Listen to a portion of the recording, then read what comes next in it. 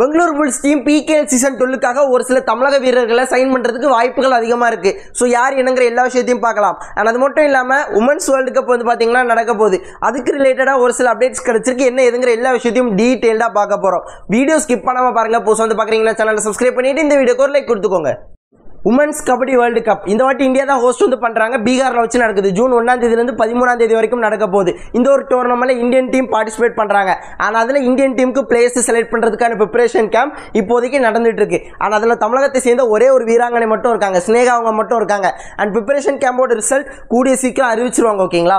And அது மட்டும் இல்லாமல் இந்த ஒரு டோர்னமெண்ட்டில் வந்து பார்த்தீங்கன்னா கிட்டத்தட்ட 14 நாடுகள் போட்டி போடுறதா இப்போதைக்கு பேச்சுவார்த்தை அடிபட்டு இருக்கு. ஓகேங்களா? லிட்டரலாக ஒரு 14 கண்ட்ரிஸ் இந்த டோர்னமெண்ட்டில் ப்ளே பண்ணுவாங்க அப்படிங்கிற மாதிரி இப்போதைக்கு அப்டேட்ஸ் வந்து கிடைச்சிருக்கு.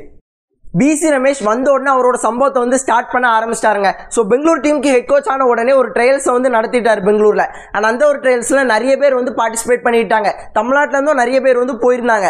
பட் அந்த ட்ரையல்ஸோட ரிசல்ட் நமக்கு வந்து தெரிஞ்சிருக்காது. ஆனால் இப்போதைக்கு கிடைச்சிருக்க அப்டேட் என்ன அப்படின்னு கேட்டிங்கன்னா, கர்நாடகாவில் 2 லட்ச ரூபா பிரைஸில் ஒரு ஆல் இண்டியன் கபடி டோர்னமெண்ட் நடந்திருக்கு. ஆனால் அதில் வந்து பார்த்தீங்கன்னா ரைசிங் புல்ஸ் வந்து பார்த்தீங்கன்னா பார்ட்டிசிபேட் பண்ணியிருக்காங்க. அதாவது பெங்களூர் டீமோட பி டீம் தான் இந்த ரைசிங் புல்ஸ். இந்த ஒரு ரைசிங் புல்ஸ் டீமுக்காக கிட்டத்தட்ட 2-3 தமிழக வீரர்கள் வந்து பார்த்தீங்கன்னா ப்ளே பண்ணிட்டு இருந்தாங்க. அதில் நான் நோட் பண்ணது வந்து பார்த்தீங்கன்னா ஃபர்ஸ்ட் வந்து பார்த்தீங்கன்னா காட்டூர் தீபக், இன்னொன்று வந்து பார்த்தீங்கன்னா மாரிமுத்து.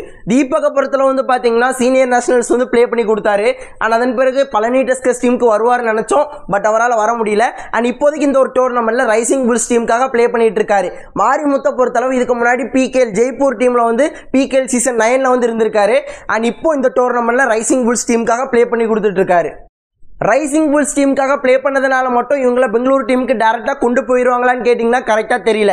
மேபி ஒரு 2 சீசன் ப்ராக்டிஸ் பண்ணி நம்ம கூடயே வச்சுக்கிட்டு அதுக்கப்புறம் சைன் பண்ணலாம் அப்படிங்கிற மாதிரியும் நினச்சிருக்கலாம். இல்லைனா இந்த சீசன் பிகேஎல் சீசன் 12லேயே சைன் பண்ணலாம் அப்படிங்கிற மாதிரியும் நினச்சிருக்கலாம். பட் என்ன பண்ணாலும் ஒரு 19 வயசு அந்த வயசுக்கு கீழே இருந்தாங்க அப்படின்னா கண்டிப்பாக ஒரு நியூ யங் பிளேயர் கேட்டகிரியில் சைன் பண்ணிடுவாங்க.